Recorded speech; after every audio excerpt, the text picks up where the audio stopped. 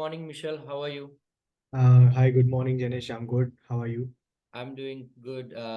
Thank you for joining me on this podcast. Yeah, and thank you for having me on this podcast. How is your morning today? Uh, I went out for a walk actually. Like that's why I got delayed. Uh-huh. But I've got some amazing photos that I'll share with you later. Wow. I went through the. So I live in like right now. I'm doing a fellowship at Anand University. So I'm staying at Anand University, and Anand is sort of situated in the outskirts of the entire place. So uh, there are a lot of like green places that you can go around, walk around, like sort of it's a woods kind of an area. So I just went for some tea and I decided that I just want to take a walk. So I took a walk and a area which was like covered with like entire green bushes. They had burned it down and because they want to use that land, create roads and everything. So that area which was like inaccessible, which was suddenly accessible. So I just took a walk down that lane and I took some photos of like these half-cut wooden trunks, which looks like amazing shapes. And then as I was like walking back, so there I found spider webs on a tree, but those spider webs were shaped in such a way that you can see animal forms in those webs. Like one of them literally looks like an elephant. Like the entire web is like.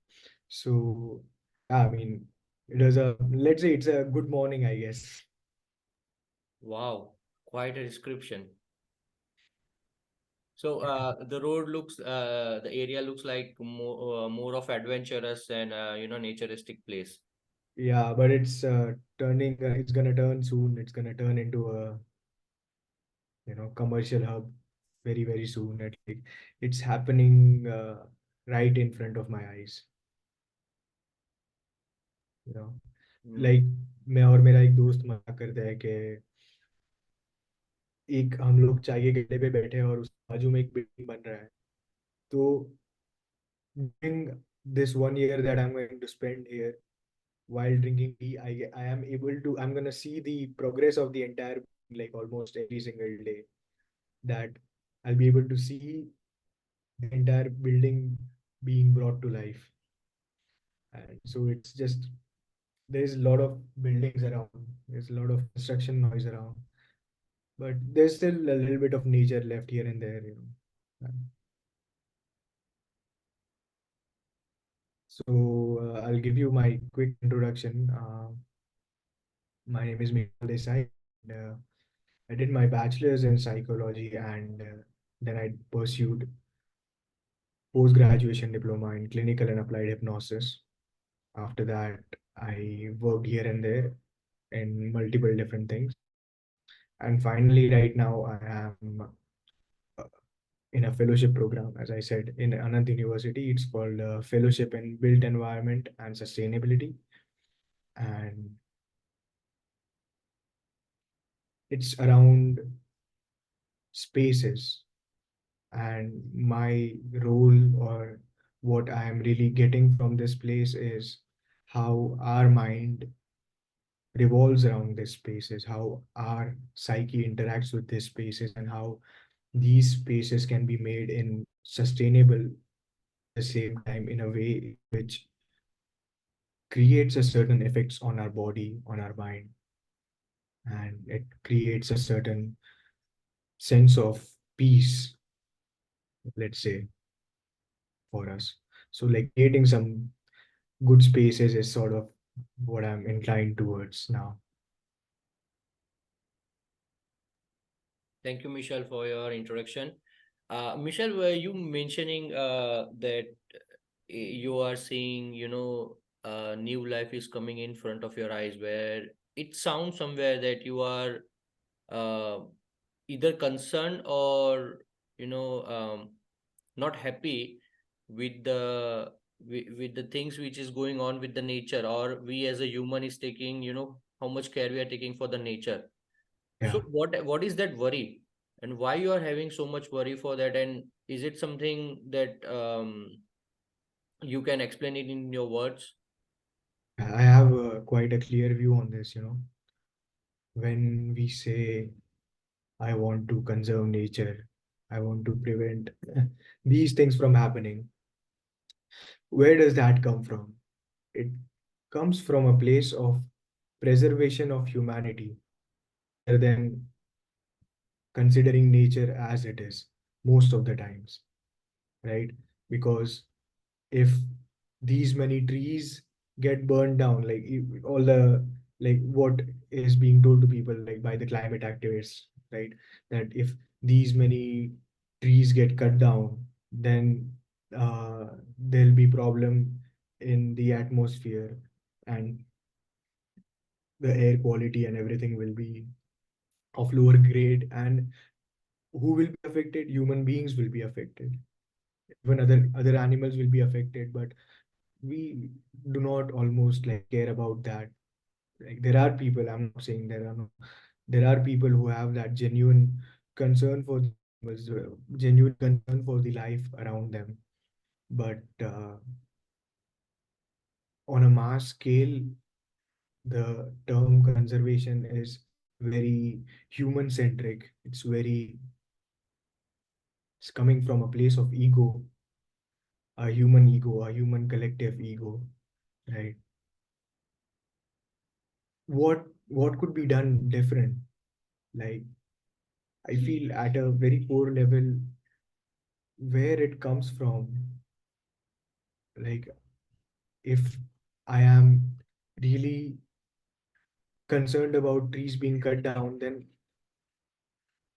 that should be the thing in itself. Like, it's me recognizing that life form. Like, have you actually just ever been near a tree and just looked at it? Just looked at it as it was alive, as it was something, it is alive, you know, it is alive. But have you looked at it in that way? Like, we just go through our world in this sort of trance, right? We are concerned about paying bills. We are concerned about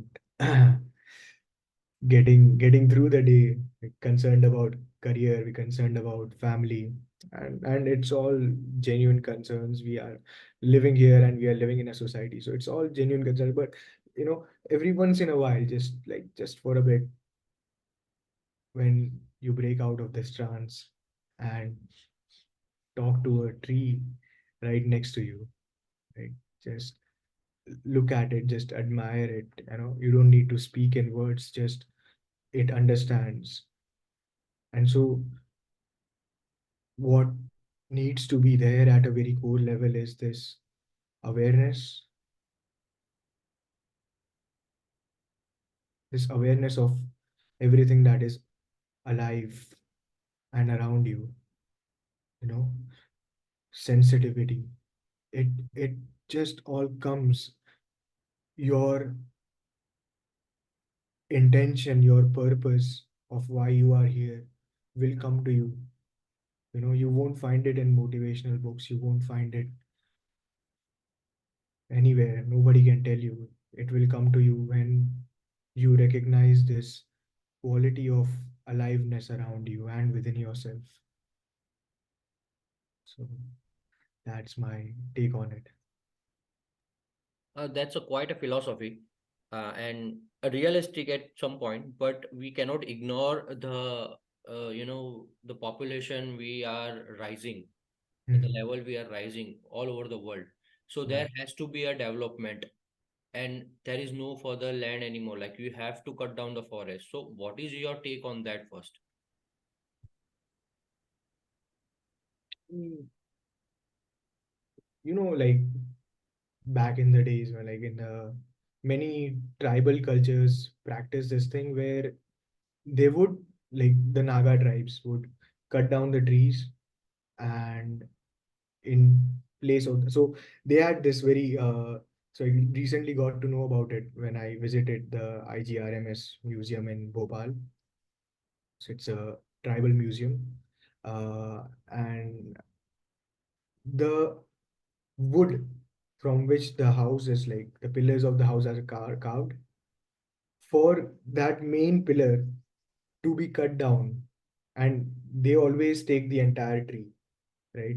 So for the main pillar to be cut down, the guy who's gonna build the house, for him a dream needs to come, right, of that particular tree, right? Only then he can cut, right? So there's a tradition in that entire tribe, and maybe they are connected some way in the spiritual realm, and that's why the cycle of dreams keep on happening, and it's quite common with the indigenous culture and dreams to be, quite connected. uh, so when they cut that tree down, when the dream happens, when they cut that tree down, they what they do is they plant four more seeds of the tree. So I don't mind if you're building buildings, people have to stay somewhere, and I understand that. But when you're building a building, are you also, creating space for nature to grow? And I'm not against building buildings. I mean, I'm working in a not I'm studying in a design college. It's a architecture and design college. I'd be mad to say I don't, yeah, don't build buildings. I'm just saying build them better. At the same time, build them mindfully. I live in the city of Ahmedabad, and there is so less areas of uh, for children to play, children to interact with the world. Like, these days the solution is, phone, right? Even a toddler can just operate this phone. But if you provide these kids with like actual spaces, they create these spaces for elderly people and for kids, you can sort of create a sort of a community within the city limits, right? There is absence of these spaces. Very, like, I have roamed around the entire city trying to find a place where kids can hang out. Where do kids hang out? They hang out in schools, they hang out in outside tuitions, they hang out at each other's homes. But, you know, where is that community space? So it's the thing that comes from just building, acquiring land and building 24 stories, right? And half of them are empty. So you are just creating this big, whatever you call it, this big thing on the face of Earth, which is almost vacant, which the space could have been utilized much better in many different ways. And the structure that you are building is concrete, right? There is not a shred of plant on it, right? I'm like, okay, there is brutalism. Brutalism is this, you know, brutalistic structures. Like there's, uh, have you seen, everything is brutalistic. Like you see Surat, it's all brutalistic. You see Ahmedabad, it's all brutalistic, right? But there's something called eco-brutalism where these concrete structures can be combined with plants and, gardens which are hanging, or it could be designed in such a way.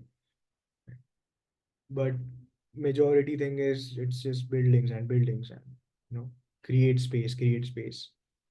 Why do they want to create space? Because they want to bring more people in. So it's expansion without regulation. We can't complain, because who would you blame? Because the people you want to blame will blame each other. So it's nobody's fault. It's ours, every one of us. you did also mention about ego. So, Yeah. is that a human ego? How do we define that ego? You exist as this form, right? This form owns, or whenever it is around a certain space, sort of owns that space, right? Now, this form, it joins a group of three people. So now there are four people, and so those four people are occupying a certain amount of space wherever they move, right? Now those four people join eight people, right? All those people, they form a space around them. Now look at it as human civilization, right? Every one of us, we are existing in this city. So as Ahmedabad city in itself, it has a certain amount of ego in terms of the people that it is caring, right? And when does so there was this thing of like shared spaces, right? In villages and everything, you would see there were many spaces which were shared, right? And because they were shared spaces, it came from a place of taking ownership of that space, right? But now what has happened is, the more and more you isolate an individual into a flat, the more uh, the less ownership he'll take of the public space. So when he won't take ownership of the public space, it will fall upon the governmental authority. That's when the governmental authority steps in. Just a second. Yeah. So that's when the governmental authority will step in. That's when they will deploy these municipal workers to clean the streets, right? So imagine it in terms of there are multiple people with multiple identities living around the space, but as a group, they are existing in that particular space, and that space has come alive because of those people staying there.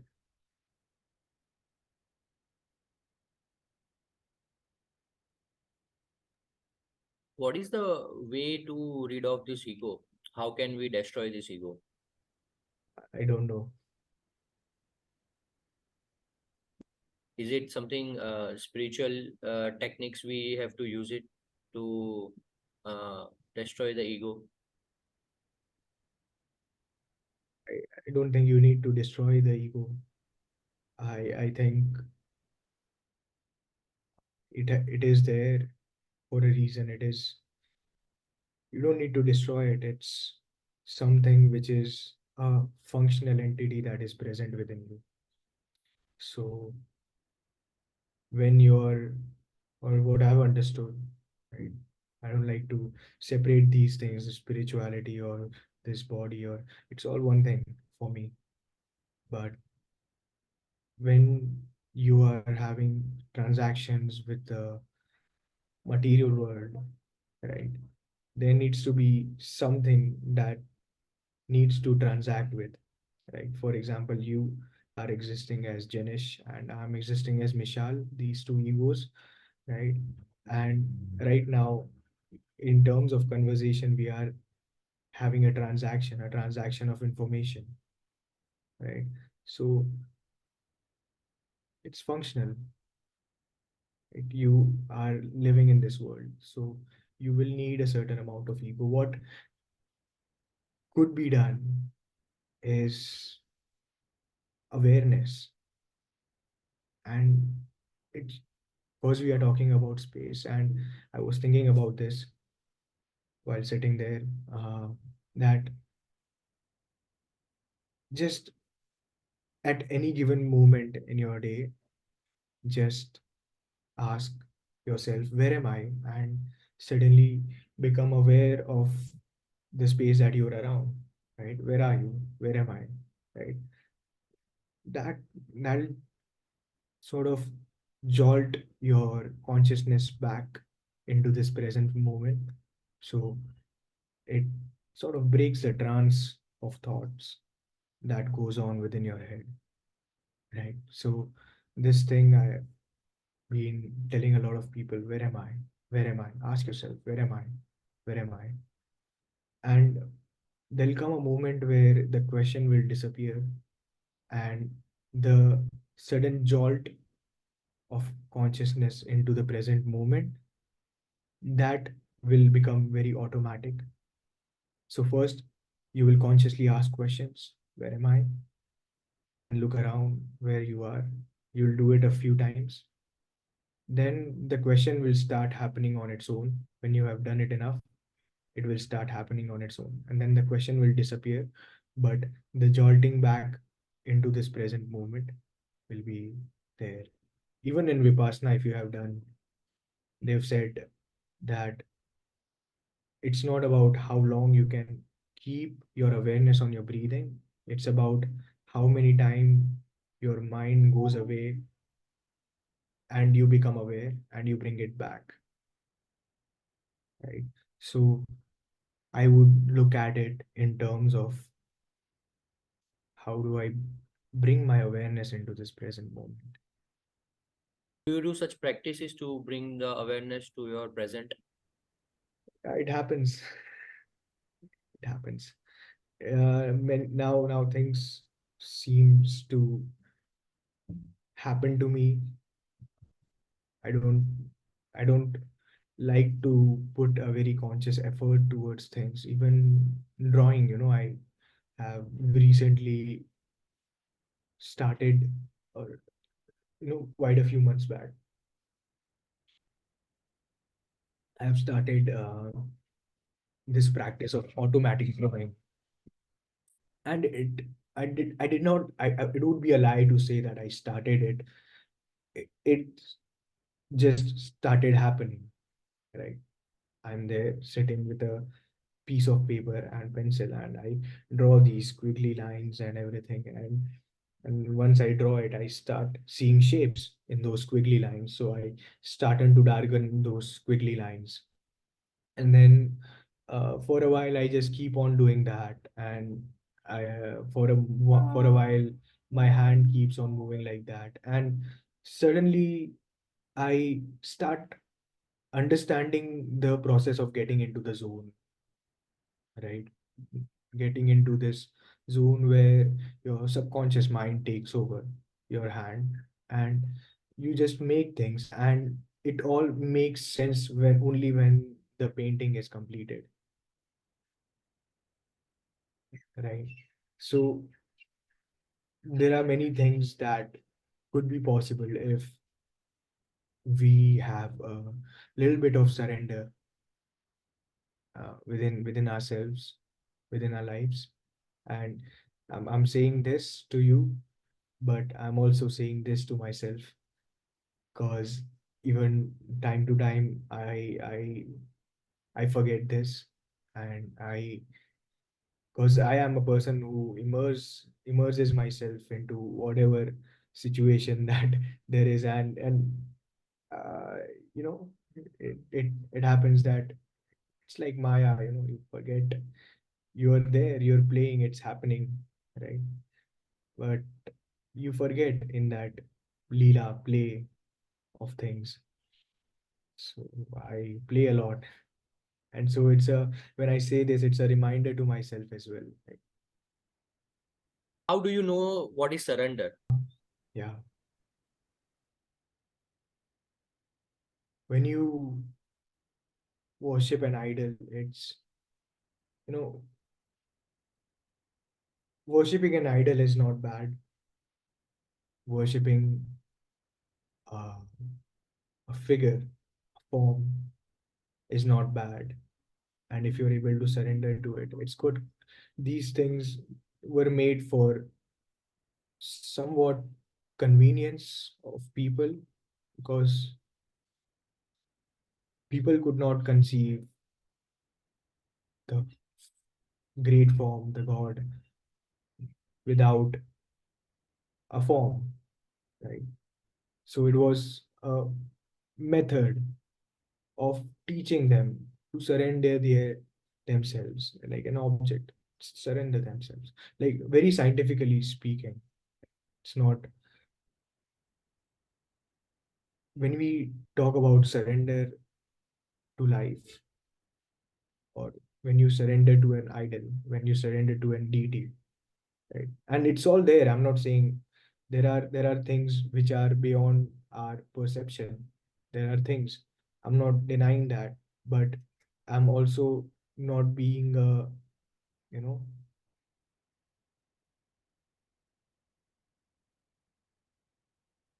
I would say a promoter of that, because I do not know honestly. So I don't want to comment on all those things, but I can talk on in terms of human beings, that when we surrender, it's firstly acceptance of the feeling that you're feeling, and then you're surrendering the feeling, the emotion in itself, right? So you're letting go in terms of pain has come, pain has arisen in this body, you have witnessed that pain, you have accepted it with all the consequences it has brought, and then you have let it go. See, surrender can only happen if there is first acceptance of whatever is going within you. And so anything, anything in this world, at the very fundamental level, it's about your emotions, your feelings, right? We can get into debate about objective world, subjective world, but who's the one debating? It's a subjective entity, right? So at the end of the day, feeling, if you can surrender, whatever sort of feeling, not, I'm not saying surrender just the bad feelings, or I wouldn't even categorize them as good and bad. Like, feelings are feelings. Surrender the painful feelings, sadness, right? Fear. Also surrender the happy feelings. Right? You, it comes, you witness it, and then you accept it, and then you let it go. So it's about not clinging, but also not pushing away. So it's a balance between both of them. So surrender is just this constant awareness of letting go of things as they come through you, as they pass through you, like how the world passes through you. When you understand letting go, right? You also understand in the process why you are desiring what you are desiring, right? So if a desire arises, I witness it, right? I accept it, but in the process of accepting it, I'm also inquiring, why has it arisen within me? It is very natural, it will come. Just this process of letting go can give you insight on if you really want something. Like Osho once said that, be careful for what you desire for, you might actually get it. And so many times it happens that once you get something that you really, really wanted, you don't want it anymore. It has happened. and it happens to all of us, and we are perpetually stuck in that cycle of having something or the other to fill the void. So if a desire arises within me to work with animals, right, then that process of letting go will not hinder my work with animals, right? Because that's what I really want to do. That's what gives me fulfillment. Letting go does not mean that you stop living, you leave this world. Letting go simply means that you allow everything that is not for you to fall away and what's for you to come to you. So that, my friend, is letting go. So how do we, how one can be wise enough to understand all such things of letting go, surrendering? Do you have to practice meditation for that? Do you have to read books? Do you have to take training under some guru? Feel it starts where you're sitting. Uh, I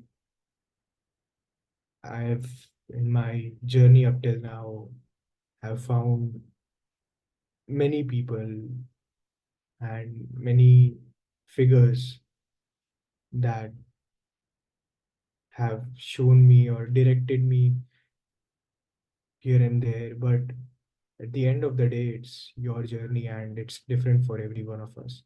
There are so many meditation techniques out there, you wouldn't believe. Maybe there is one technique for all of us, right?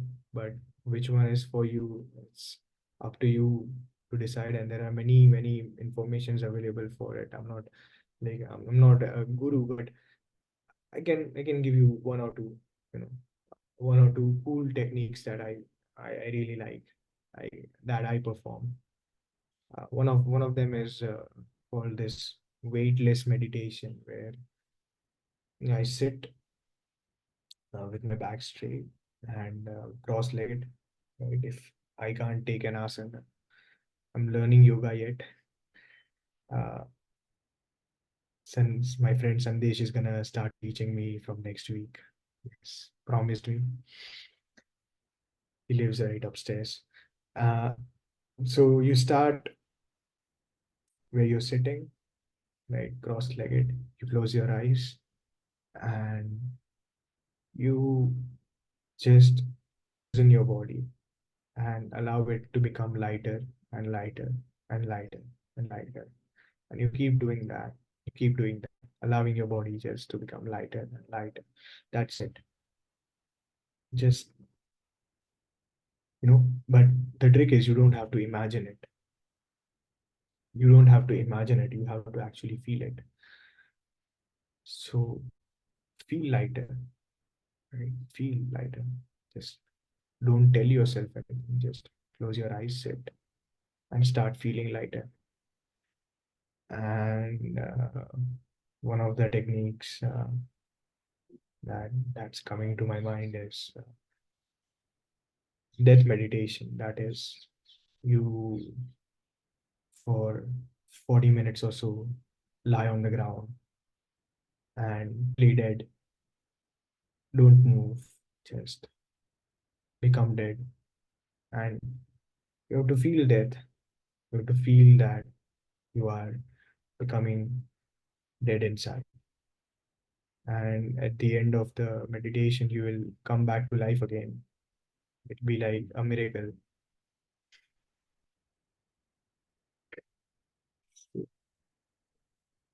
There are many of those. I mean, I'm sure I'll give you a list of them. It's all there. When you say that you have to feel the light and don't imagine, so is that something you have to speak in your mind? No. Then how are you gonna feel that? So what you do is, with every breath that you take, feel your body becoming lighter and lighter. So you breathe in, and as you exhale, just relax, just relax. Keep relaxing your body, keep relaxing your body, and as you will relax, your body will become lighter and lighter. That's it. That's the key to the technique. It's just closing your eyes, sitting comfortably, cross-legged, and relaxing.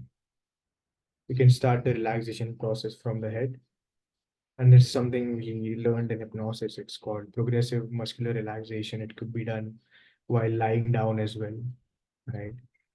But I feel if you want to do it in the form of meditation, it would be very good if you are able to do it cross-legged. Even if you can do it on a chair, right?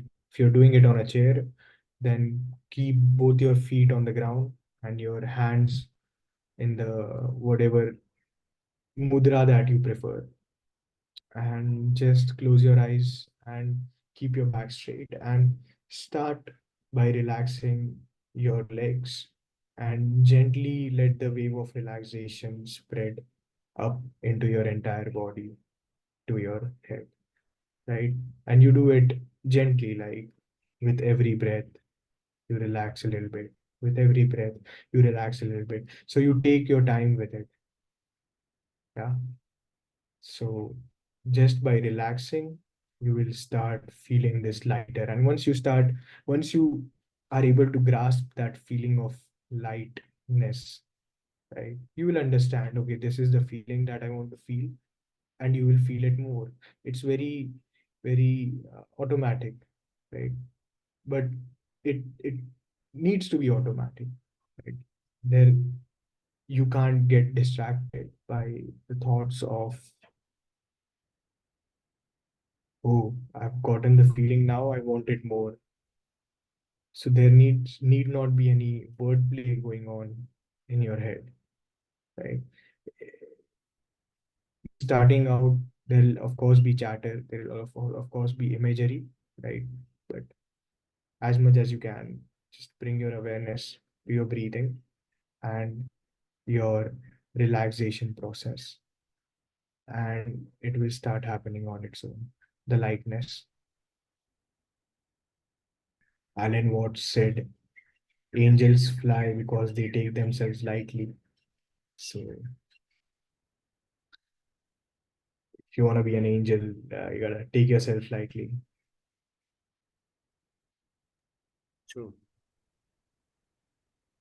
Michelle, when did you realize that you are on the spiritual journey? It's always been there. Yeah, I but the mean, first encounter where you have gotten that, okay, this is the awareness.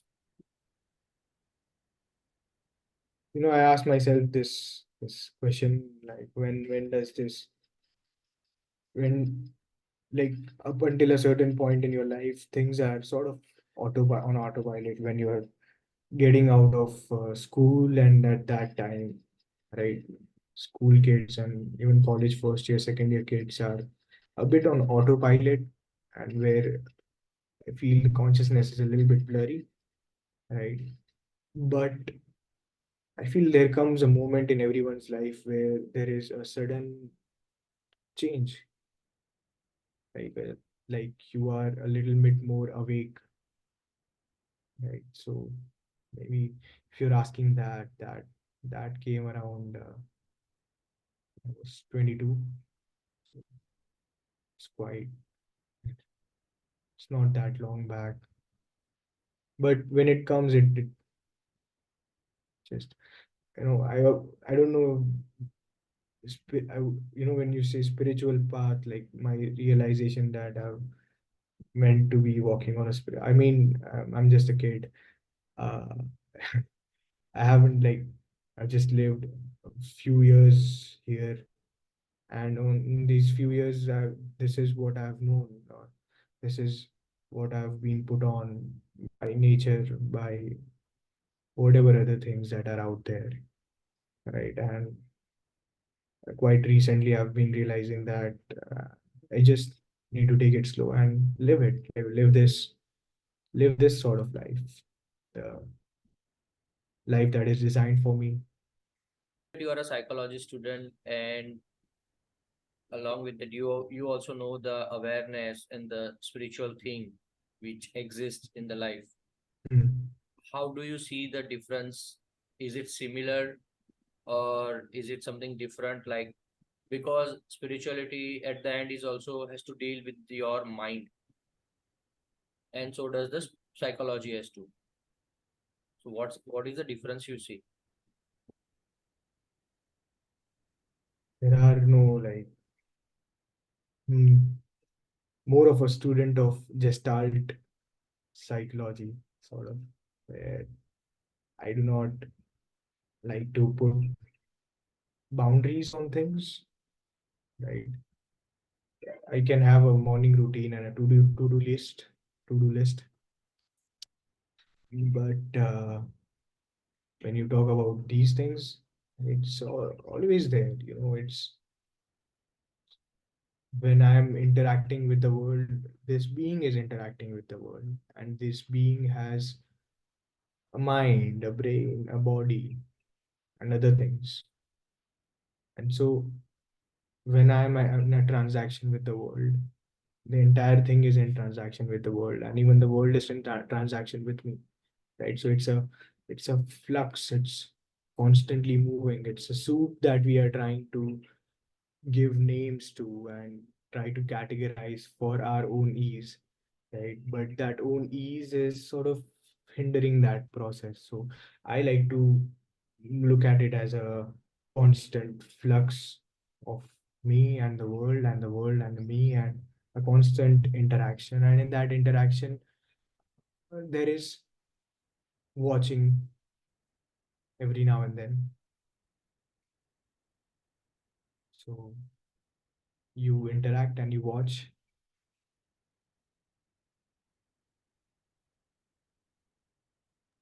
That's a good way to look at it actually. I also got a new perspective today because I used to see it both differently. The psychology, although psychology has to deal with the neural pattern of the mind, and Hmm. and the spirituality has the same thing.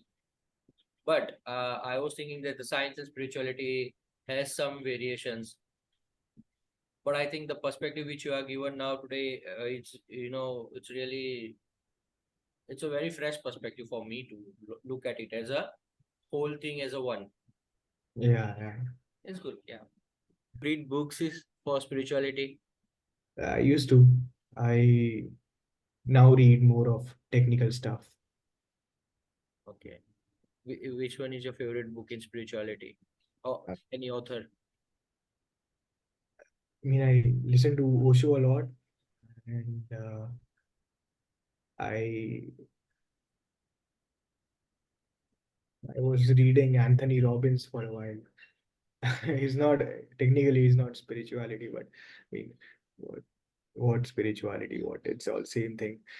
So I was reading Awaken the quite recently. I was reading Awaken the Giant Within, and I read it like quite some time back. Like sorry, I mean quite a while back when I was in school time or something. I mean at that time I didn't even understand what was there in the book, but it has happened that I keep on coming back to this book. So I read that book, and I don't know, the books are not really.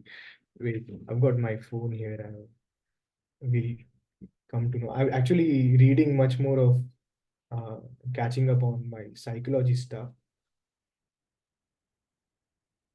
So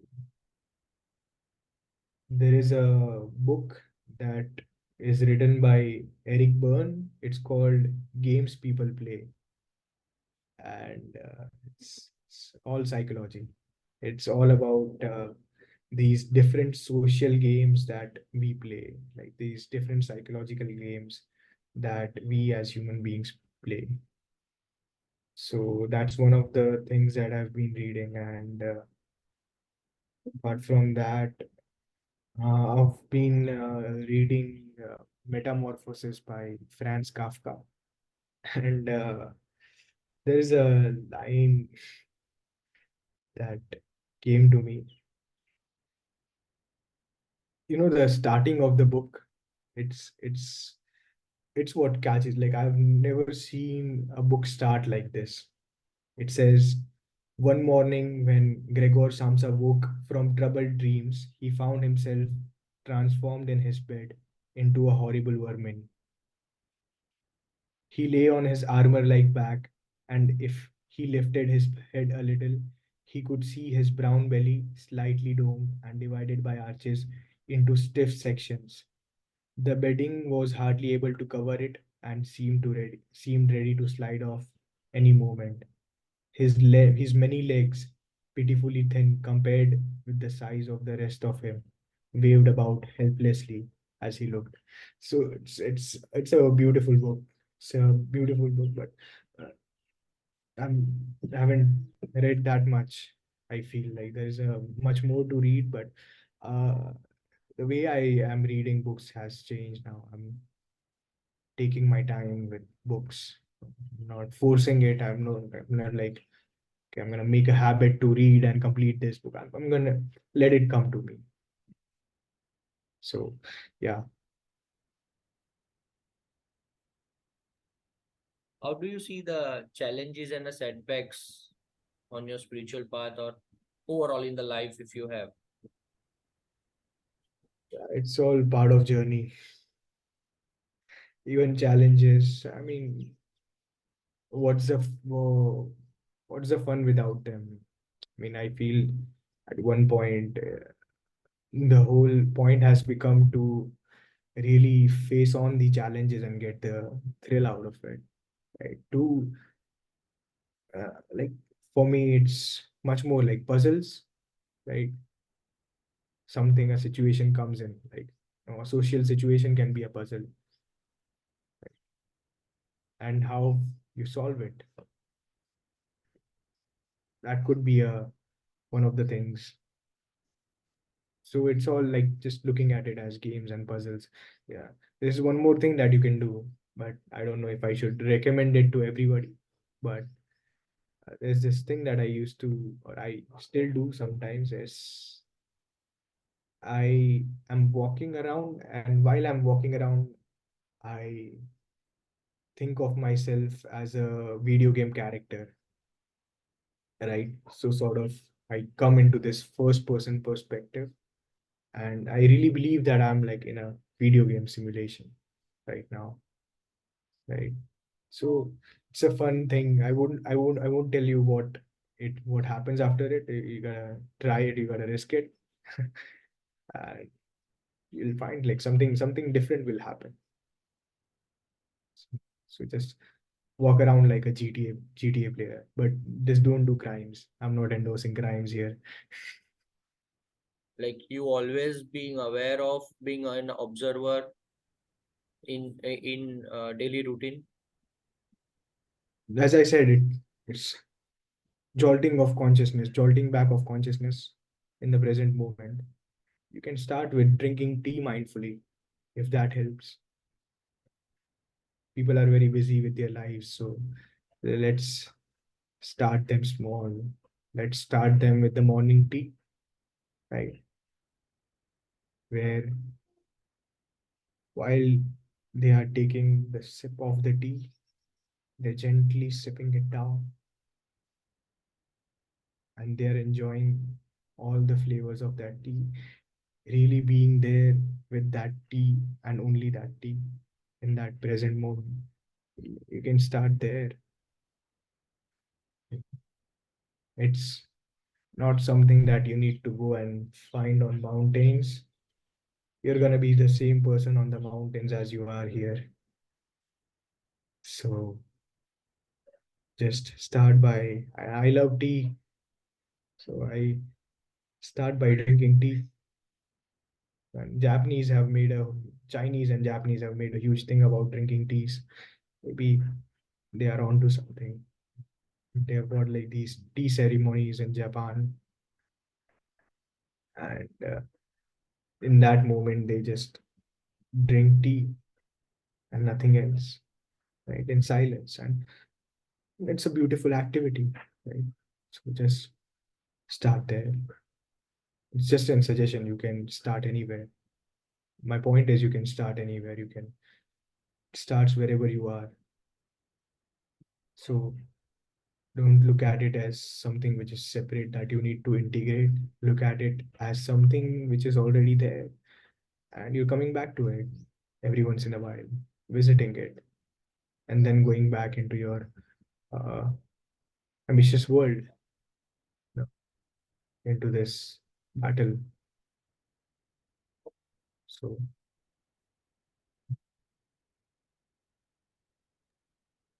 Michelle, how do you see birth and a death of human?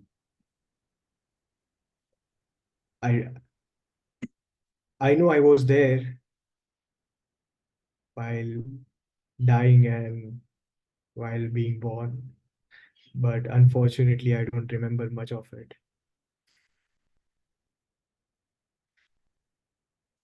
So if you, it's like breathing. Um, I wrote a poem on this. Uh, like waves, we come and go, so identified with our flow. Death of one wave births the other, but identification drifts us further, further away from the shore. But you're not just a lonely wave, you're part of something way more. So, breathing on one magnification is like being born and dying. When you breathe in, you're breathing in life. And when you breathe out, you're breathing out life. When you're waking up, you're alive. When you're sleeping, you're dying for a while. And then you take it up one more magnification. You are born into this life and then you die. And then you're born again, maybe. I don't know. Maybe I was there, but I don't remember, as I said. So I guess we gotta look at it as a part of, I mean, the moment you were born, you had started dying. Like we all come with a expiry date on us. And Western cultures, I had a good friend. She left back to Canada. She was an artist, and she initially taught me the course, but I got uh, really good friends with her. And she told me once that you know, she's in the Western culture, death and all. It's very different from how it is in India, right? In terms of death is not talked about much, but here it is talked about. It's been taught to us to talk about it. Buddha used to send his disciples into these graveyards, not graveyards, but shamshan, shamshan bhumi, for months, so that disciple could just see dead bodies burning every single day. It's not dead bodies burning, but the disciple could just really understand the nature of life. And imagine what would that do to your consciousness day in, day out, all you meditate upon. It's people, it's dead bodies going into ashes. It makes you understand the temporary nature, or not temporary nature. It's more of, it makes you understand what's temporary and what's something which is there to stay. I think that is the main differentiation that needs to be done on the path. It's to identify what is temporary and allow it to go, but do not seek permanent because permanent is already there. And if all the clouds fall away, go away, the sun will shine on its own.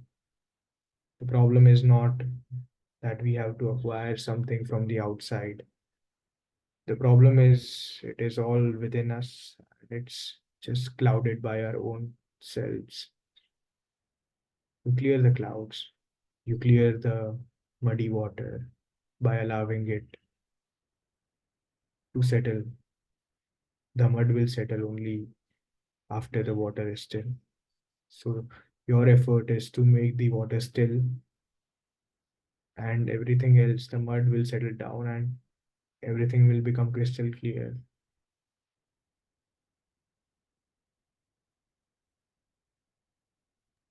Shall I really don't not liking to end the conversation. I love to talk on such topics for Yeah. whole day.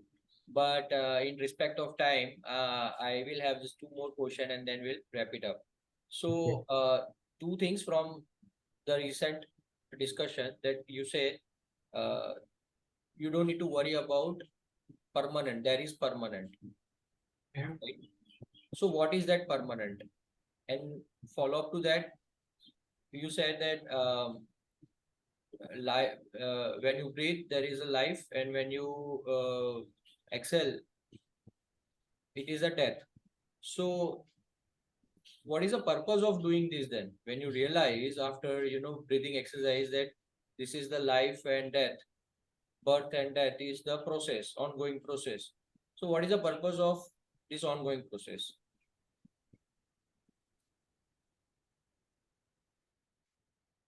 I honestly don't know.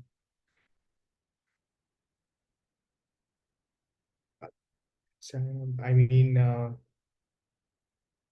it's just happening, man. It's just happening. And I feel you gotta just enjoy it, enjoy your breathing.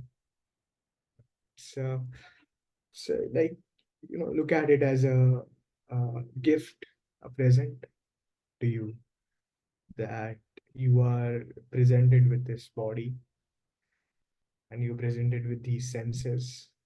You can move around, you can feel the grass, feel the sun, and I'm not gonna say that you're gonna feel this all the time, not with the society that we live in. But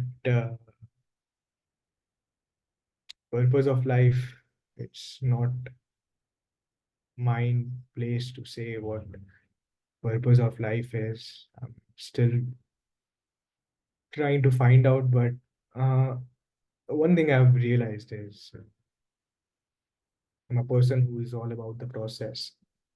So I've started to learn to work with wood, and while I'm carving the wood, I'm really there. I'm really there and nowhere else. And just being really there, it gives me this immense pleasure, right? This zone, just doing this. It's, even cleaning your room. Like I used to hate cleaning my room, but when that mundane activities start becoming something that you start enjoying, something that becomes meditative. So when you get involved in the process of cleaning, that's what Zen is. It's enlightenment in the mundane. You are so involved in the day-to-day activities, the cleaning, the, you know, cut trimming of the trees, but with every cut that you make, there is this awareness, right? So it all becomes a practice. And so for me, purpose is the process. like anything can be a way. So you asked about techniques. So my quest is to find how many things can be a become a gateway for a meditation. How many things? I mean, and it's a really difficult challenge because finding so many things that I don't even have written it down. So I don't know purpose, but I know the process.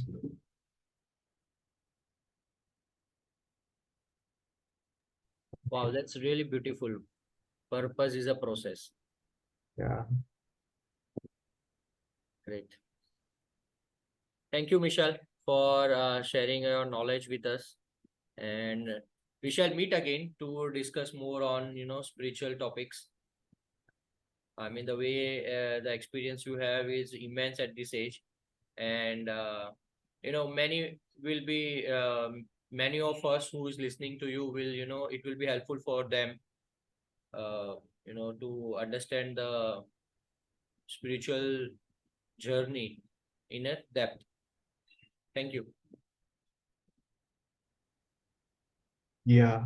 Uh, yeah. Thank you, Janish, for giving me this opportunity.